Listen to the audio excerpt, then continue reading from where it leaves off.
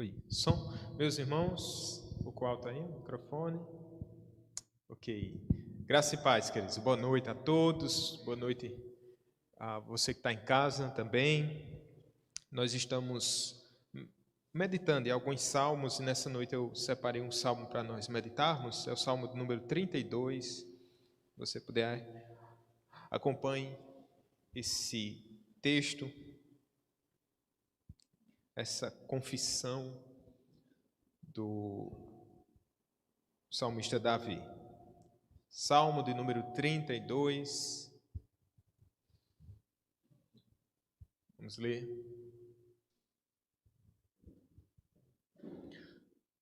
Eu estou utilizando aqui a Nova Almeida atualizada, mas vai ter na projeção? Pronto, eu vou ler a da projeção, que é na revista e atualizada.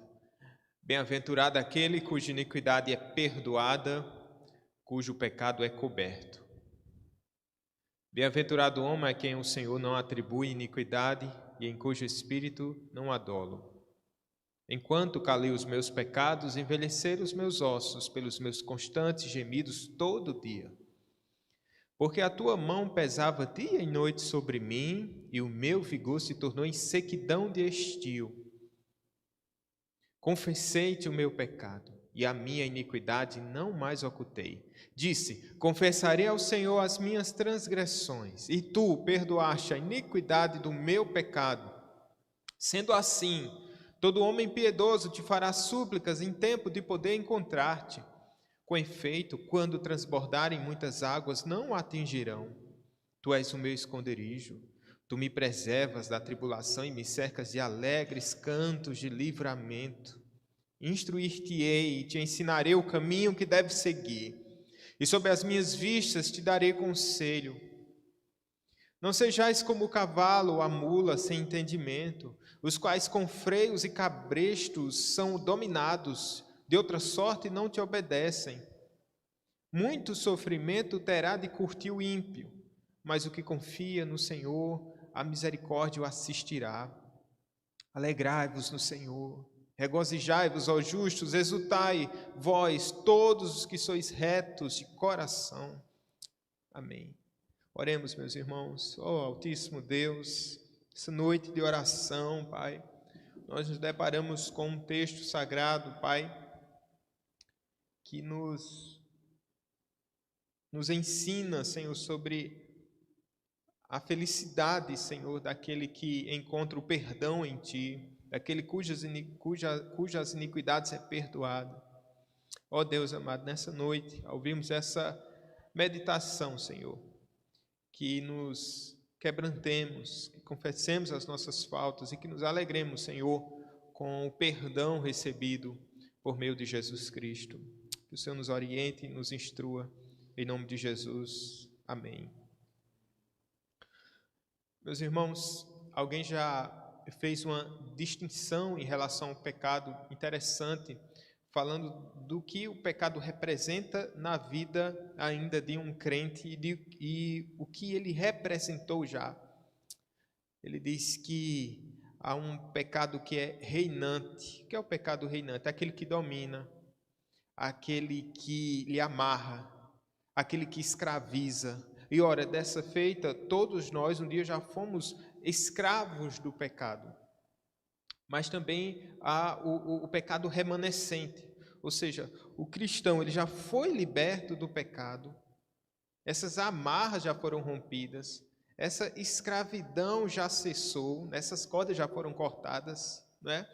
Pelo sangue de Jesus, mas ainda ele é um pecado remanescente, um parasita que ainda tenta nos desestimular na fé, que ainda tenta nos levar ao tropeço, que ele ainda está presente dentro de nós e que só quer uma oportunidade para desencadear-se, para se mostrar as suas garras e mostrar que ele ainda, de certa forma, ele ainda está presente em nós.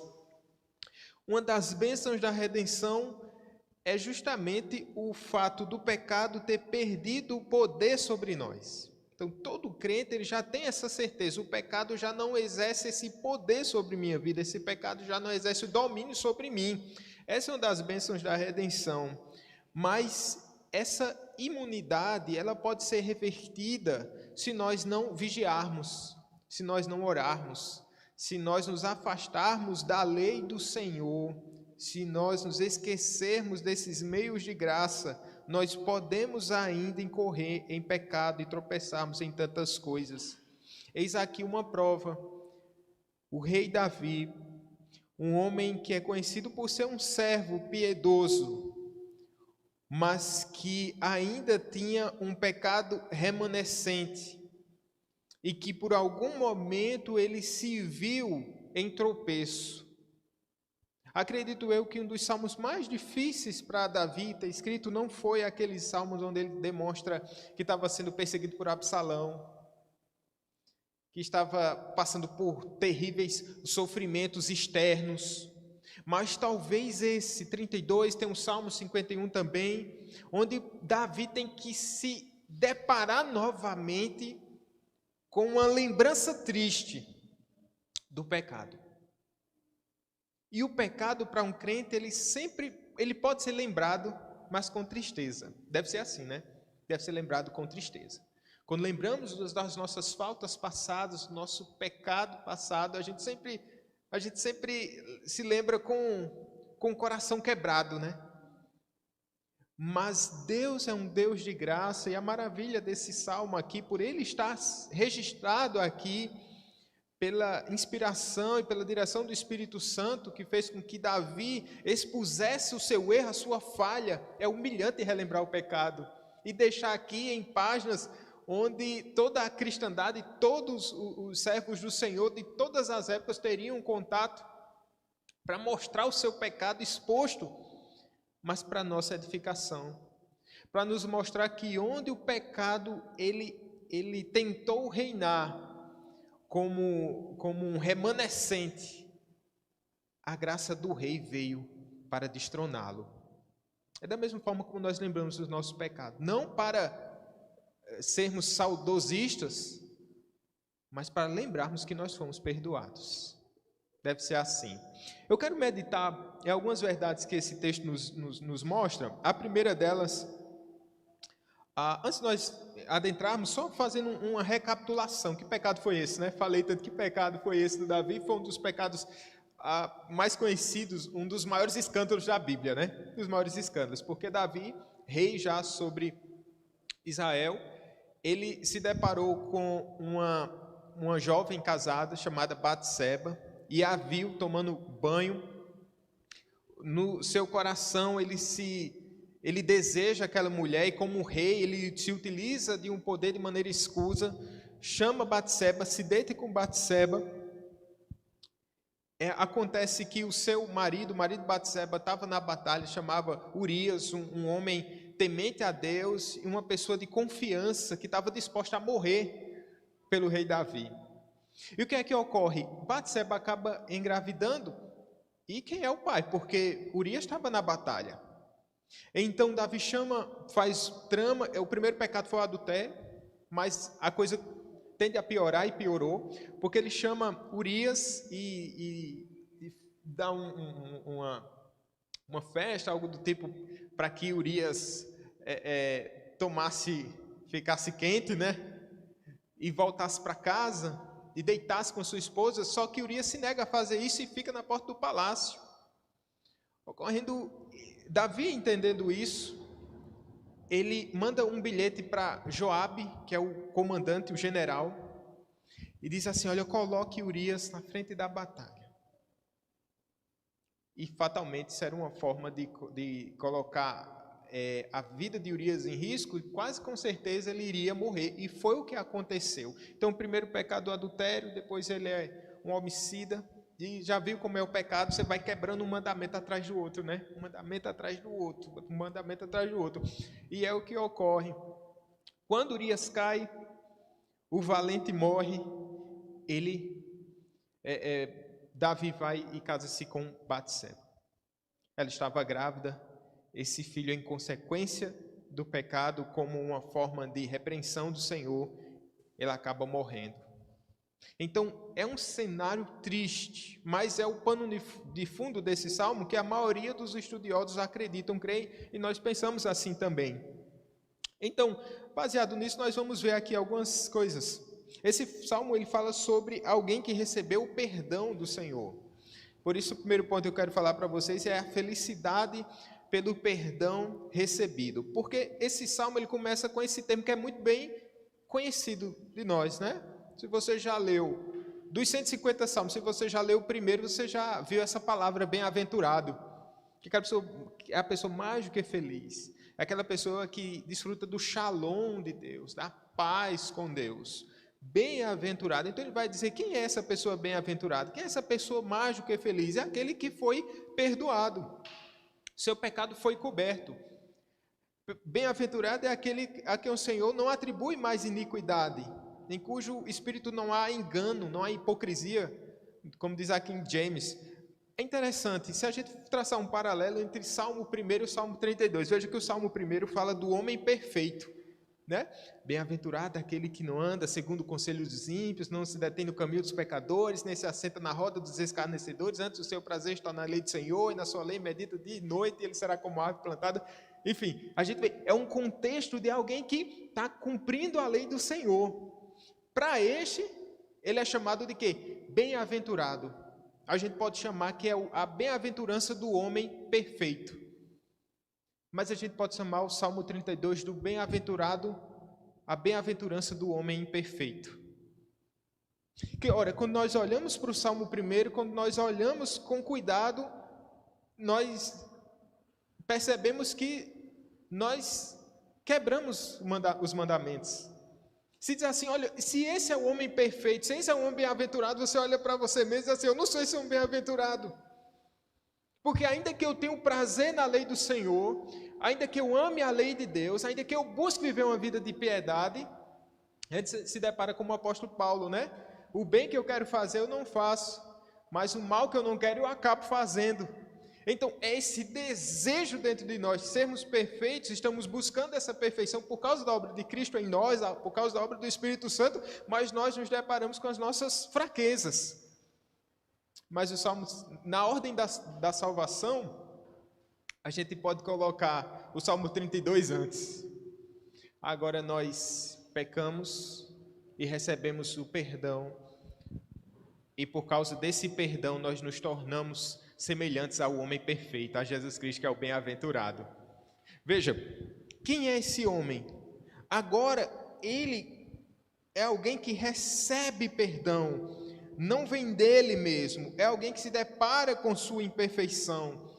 Eu não sei como era o espírito do rei Davi, mas sendo achado, né? Sendo erguido, sendo escolhido por Deus para ser rei, o mavioso salmista de Israel, e se deparar com uma mancha na sua história, na sua biografia, e Deus se utiliza disso para mostrar a Davi o seu perdão, a sua graça. Veja, meus irmãos, aqui diz que o seu pecado foi coberto. Esse pecado, bem-aventurado aquele cuja transgressão é perdoada. Davi está mostrando que ele é feliz não por aquilo que ele tem, não por aquilo que ele possui. Como um rei, ele tinha poder, ele tinha dinheiro, tinha força, tinha vigor, todas essas coisas. Mas quando ele vai falar de felicidade, ele não põe isso em conta, porque talvez tenha sido o mau uso do seu poder, não é verdade? Como o rei, se ele não fosse rei, dificilmente ele teria essa autoridade de mandar chamar uma mulher que não era sua, de colocar Urias à frente da batalha e cometer esse homicídio, né? O mau uso daquilo que Deus tinha posto nas mãos de Davi o leva ao pecado. Mas ele se alegra não por causa dessas coisas aqui. Quando ele vai dizer quem é o homem feliz, não é o homem que tem a coroa na cabeça, mas é o homem que recebeu o perdão de Deus. Bem-aventurado. Que felicidade é essa que nós temos, meus irmãos? Como é bom saber que nós fomos perdoados por Deus por causa da obra de Jesus Cristo. Olha que lindo, quando ele diz assim, cujo pecado é coberto. Tem uma nota aqui na Bíblia de estudo Nova Almeida atualizada, eu vou ler. Ele diz assim: existe um contraste no tipo de cobertura. Quando Deus descobre o pecado, ele graciosamente o apaga. Quando o homem oculta, ou seja, quando o homem cobre seu pecado, ele está escondendo de forma pecaminosa. Deus está cobrindo o pecado. E que cobertura é essa? É uma cobertura diferente aqui. Esse cobrir, ele faz alusão ao dia da expiação, né? Quando o sumo sacerdote ia e com o sacrifício do animal, ele aspergia, né? O sangue sobre o propiciatório, cobria o pecado. E ali estava simbolizando que o nosso pecado havia sido coberto. Mas esse que recebe o perdão do Senhor, e não aquele que oculta, e não aquele que encobre. Há uma diferença entre o cobrir do Senhor o nosso pecado e entre o encobrir o pecado, para que o Senhor não saiba. E na verdade a gente sabe o que é isso. Isso é um auto-engano. É um auto-engano. O pecado nos torna como mulas. Davi vai usar uma expressão muito forte aqui, né? Como um cavalo ou mula. É agir assim, querendo ocultar o seu próprio pecado. E aqui ele tem essa certeza que Deus não o trata mais como um transgressor da lei. Quando ele se lembra do pecado, ele exalta ao Deus perdoador. E ele sabe que ele é bem-aventurado. Coisa maravilhosa. Isso só é possível por meio da obra de Jesus Cristo. Esse mesmo perdão, ainda nas linhas do Antigo Testamento, nos contornos e nas sombras que apontavam para um sacrifício, já apontando para Jesus Cristo, hoje nós já temos essa revelação completa, mas é o mesmo sangue capaz de cobrir o pecado no Antigo Testamento, é o mesmo sangue de Jesus Cristo. E por meio dele nós temos esse perdão completo. Deus não nos trata mais como transgressores. Essa é a maior felicidade para aquele que conhece ao Senhor, o perdão dos seus pecados, o perdão de seus pecados. Mas, meus irmãos, uma segunda coisa que eu quero mostrar para vocês é que o sofrimento gerado pela falta de arrependimento. Veja como eu comecei falando para os irmãos, talvez aqui Davi tivesse tido uma experiência das mais pesadas, que é o quê? Rememorar uma falta. De lembrar-se novamente de um pecado, que ele já sabia que tinha sido perdoado, que já tinha sido repreendido. E como foi esse aspecto quando Davi caiu em si, quando ele deixou de ser hipócrita, né? Quando diz assim no verso 2, em cujo espírito não há engano, cujo espírito não há dolo, hipocrisia, né? O pecado nos leva, um pecado não confessado nos leva a uma vida de hipocrisia, né? Uma vida de falsidade diante de Deus. Quando foi que a máscara de Davi caiu? Quando foi que ele caiu na real? Quando Natã, o profeta, levantado pelo Senhor, o repreendeu, mostrando de maneira clara que Davi era um pecador, que ele havia transgredido a lei. E é ali quando Davi cai em si mesmo e para dessa vida de auto-engano. O que surpreende aqui, ele vai começar a narrar essa experiência a partir do verso 3, mas o que surpreende é que o tempo que levou Davi a se prostrar e reconhecer o seu pecado. Aqui a gente pode entender que foi mais ou menos 1 ano, onde Davi pecou e ainda ficou com seu coração endurecido. Um pecado, quando ele não é confessado, ele endurece o coração. Abraham Kuyper, um pastor que eu gosto muito, um estadista, né, um estudioso, um teólogo, ele diz assim, falando que isso é muito sério: alguém pode pretender romper com a prática do pecado, mas se demorou, com grande aflição vai perceber que o poder de resistir ao pecado também se foi. Ou seja, você quer confessar, mas você namora com o pecado, você cai em pecado, mas você quer romper. Mas quando você se demora, você começa a entender que esse pecado começou a exercer um tipo de poder sobre sua vida. Ele vai lhe enlaçando, ele vai lhe prendendo em um pecado, vai chamando outro pecado, e cada vez aquilo se torna mais e mais difícil de você se escapar. Então, esse é o efeito danoso. Davi está nos mostrando a sua experiência aqui, e no verso 3 ele diz: enquanto calei os meus pecados, envelheceram os meus ossos, pelos meus constantes gemidos todo dia. Veja que ele se calou.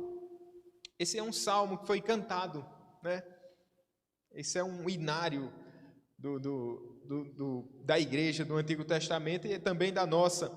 Mas veja, nem sempre Davi abriu sua voz para cantar. O que fez esse homem de Deus parar de cantar foi o pecado. E não é assim também na nossa vida. Quando nós estamos em falta para com Deus, quando nós estamos perto demais do pecado, uma das primeiras coisas que acabam sendo furtadas de nós é o quê? É o interesse pelas coisas espirituais. É o parar de orar, é o parar de vir para a igreja, é não ter esse vigor para a oração. Então, a nossa vida espiritual acaba sendo minada. É isso que está acontecendo com Davi. Ele diz que se calou, e enquanto ele se calou, o seu coração sofreu e o seu corpo padeceu. Seus ossos envelheceram pelos seus constantes gemidos todo dia. Veja como o pecado ele é algo enganoso. Porque é algo que Davi, talvez sentindo na pele, mas que ainda persistia, que não se dobrou quando deveria ter se dobrado, que não abandonou quando deveria ter abandonado, quando não se prostrou diante de Deus de misericórdia, mesmo conhecendo a misericórdia de Deus, mas era algo recorrente, todos os dias. E veja a diferença aqui, quando nós lembramos lá do apóstolo Paulo, que ele sentia como se tivesse sendo esbofeteado, o mensageiro de Satanás, com espinho na carne. Mas ali não era por causa de um pecado diretamente. Estava sendo afligido. Mas era a mão de Deus. Mas a mão de Deus agindo aqui sobre Davi por causa do seu pecado. Porque ele diz assim: porque a tua mão pesava dia e noite sobre mim, e o meu vigor secou como no calor do verão. É como se ele estivesse perdendo o poder sobre o pecado. E viu algo que aparentemente parece difícil, mas que acabou sendo para o seu benefício. Porque ele diz que a mão do Senhor pesava dia e noite sobre ele. E ele não tinha mais vigor. Meus irmãos, o prazer de Deus é nos abençoar e nos ver longe do pecado, longe de uma vida de impiedade, porque foi para isso, Ele já nos tirou dessa vida de impiedade para que a gente viva em novidade de vida, para que não soframos mais por causa da injustiça. Mas acontece que mesmo quando nos deparamos com a vida de injustiça, com o pecado, a mão do Senhor, a mesma mão que abençoa agora, Ele abençoa pesando sua mão sobre nós, ou sobre Davi aqui, mostrando que Ele é um Deus que disciplina para o bem, que Ele disciplina para a salvação, que Ele disciplina por amor. É isso que Deus está fazendo aqui com Davi. O que é que Ele faz diante disso? A gente consegue perceber algo. Spurgeon diz assim, que Deus não permite que seus filhos pequem com sucesso. Deus não permite que seus filhos pequem com sucesso. E que bom, que as nossas pretensões, a nossa ousadia, segundo a carne, elas são cortadas, frustradas por Deus. Porque, veja, passou um ano, mais ou menos, para Davi se arrepender do seu pecado. Poderia ter passado 2, poderia ter passado 3, poderia ter passado 4, ou poderia ter durado a vida toda. Mas Deus, por sua misericórdia, Ele faz isso, não permitiu que Davi pecasse com sucesso. E o que é que significa isso, meus irmãos? A graça de Deus, a misericórdia de Deus, mostrando que Ele tem um desejo, não só um desejo, mas um propósito de nos santificar. a gente pode dar graças a Deus nessa noite, porque Ele frustra ainda os nossos intentos pecaminosos. Ele não deixa com que o nosso devaneio em momentos de fraqueza seja consumado. Que as palavras que a gente queria falar, o vocabulário ele corta, muitas vezes. Que a ira ela não persista, que não perdure. Que os projetos que são contrários à vontade dele, não por outro motivo, mas por serem pecaminosos, ele não permite que vá além. É Deus que faz isso. É Deus que nos refreia. Por meio de quem, irmãos? Por meio do seu Santo Espírito. Que nos entristece, que nos convence do pecado, da justiça, do juízo. Que faz com que os nossos olhos se voltem de novo para a glória de Deus. Em certo momento a gente acaba se deparando e pensando, que loucura foi essa que cometeu? Acho que Davi pensou isso, que loucura, que insensatez eu cometi. Me afastar de Deus, tendo tudo das suas mãos, recebendo toda a graça, toda a bênção. Esse Deus que me escolheu lá quando eu estava junto às ovelhas, que me deu vitória contra o gigante Golias, que me elevou ao trono de Israel, que me fez ver as suas bênçãos, as suas maravilhas. Como eu pude ser tão ousado de maneira maligna, pecar contra o meu Deus? E aqui a gente se depara com essa verdade, meus irmãos. Nós podemos dar graças a Deus, porque Ele nos santifica, porque Ele põe um fim à nossa maldade, Ele refreia a nossa maldade por meio do seu Espírito Santo. Última verdade aqui, meus irmãos, é a certeza do livramento das consequências do pecado. Porque o verso 5 ele é chave nesse salmo, porque ele diz assim: eu confessei-te o meu pecado e a minha iniquidade não mais ocultei. Eu disse: confessarei ao Senhor as minhas transgressões e tu perdoaste a iniquidade do meu pecado. O que foi que aconteceu aqui? Que mudou completamente essa história. Davi, ele confessa o seu pecado, finalmente.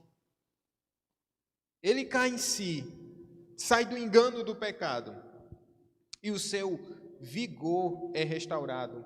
Vejamos, meus irmãos, o que ele vai dizer aqui. Sendo assim, no verso 6, todo o que é piedoso te fará súplicas em tempo de poder te encontrar. Que maravilha. Ele se coloca aqui sabendo do seu pecado, mas ele se coloca como um homem piedoso, não segundo as suas obras, mas segundo a misericórdia de Deus. E assim deve ser na nossa vida. Nos colocamos como homens piedosos, olhando para essa obra de salvação de Deus em nossas vidas. E ele diz assim: todo que é piedoso, ele te fará súplicas em tempo de poder te encontrar. Ou seja, Deus não deixa com que que caminhemos para a perdição, mas antes disso nos salva.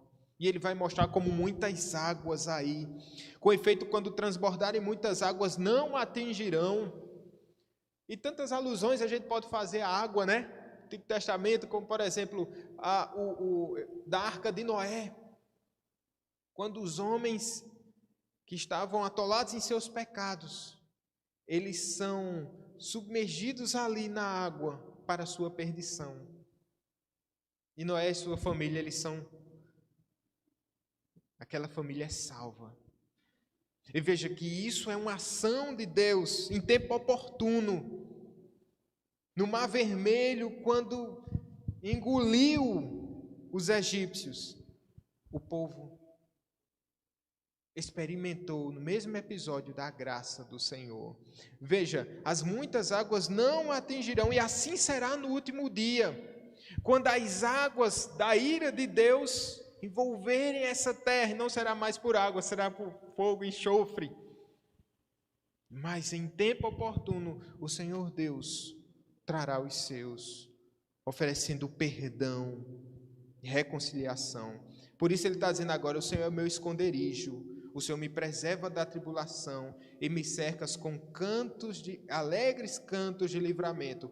Interessante que quando, lá em 2 Samuel, no capítulo 12, quando Davi estava orando pelo seu filho de Batseba, que estava enfermo, ele estava lá prostrado, jejuando, só que o menino morre, ele entende lá, pela afeição, pelas palavras dos seus servos, assim, meu filho morreu, de fato ele morreu, então ele se ergue, se levanta, e sabe o que é que ele faz? Ele vai para o templo, ele vai adorar o Senhor. Veja, e aqui é como se tivesse esses alegres cantos de livramento. Maior é o livramento do Senhor, esse canto do Senhor, essa salvação do Senhor.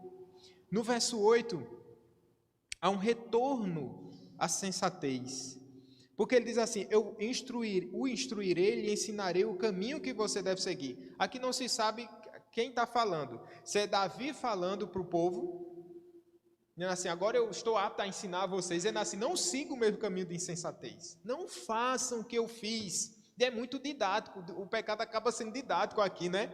Não façam, não sigam o caminho que eu segui. Gente, isso tem uma lição tão preciosa para nós. Veja, porque a gente não precisa seguir os passos desse servo de Deus no pecado. A gente não precisa seguir o exemplo daqueles que agem como mulas. Quando pecamos, todos nós agimos como mulas, né? Mas nós podemos ser instruídos por meio daqueles que caíram e tentam nos ensinar. É para isso que serve a instrução na igreja, de pecadores que muitas vezes, por experiências tão tristes, tão devastadoras, pode dizer: o caminho da sensatez não é esse. Que pode instruir. O que é que você faz com o seu pecado? Você não precisa, você se envergonha, mas sabe que o seu pecado ele foi perdoado. Mas hoje ele não é usado para fomentar coisas que desagradam a Deus. Mas hoje mostrando: olha, não siga por esse caminho, porque não vale a pena. Isso é um alerta para os jovens, que andem com aqueles que não são perfeitos, mas que por meio do seu pecado, eles podem trazer lições preciosas, dizendo assim: o pecado não vale a pena. Eu tenho certeza que se Davi estivesse sendo entrevistado hoje, ele diria: o pecado não valeu a pena. De maneira nenhuma, não valeu a pena ter pecado contra o meu Deus. Agora, mesmo assim, ele pode, usando essa interpretação, o retorno à sensatez, ele pode instruir.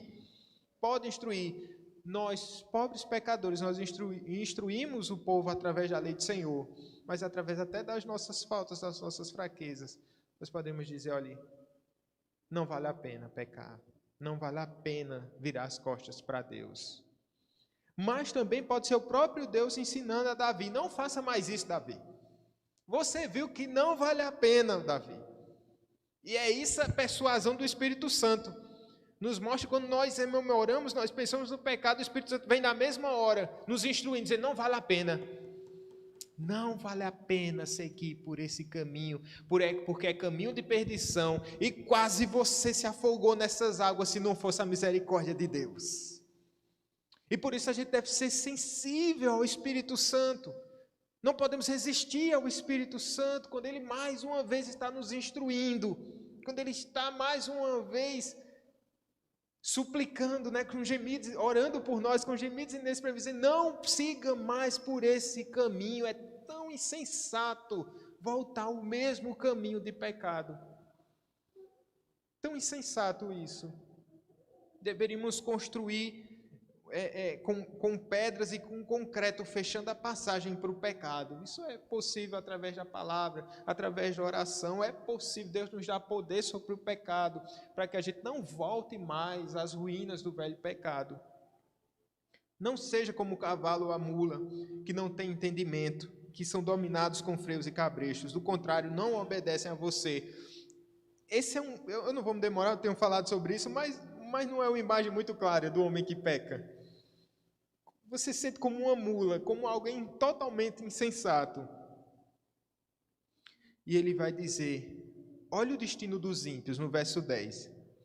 Muitos são os sofrimentos do ímpio, mas o que confia no Senhor, a misericórdia o cercará. Coisa maravilhosa. Olhe para os ímpios. O exemplo final da consequência do pecado, a gente pode ver no ímpio. Olhe para a vida dos ímpios.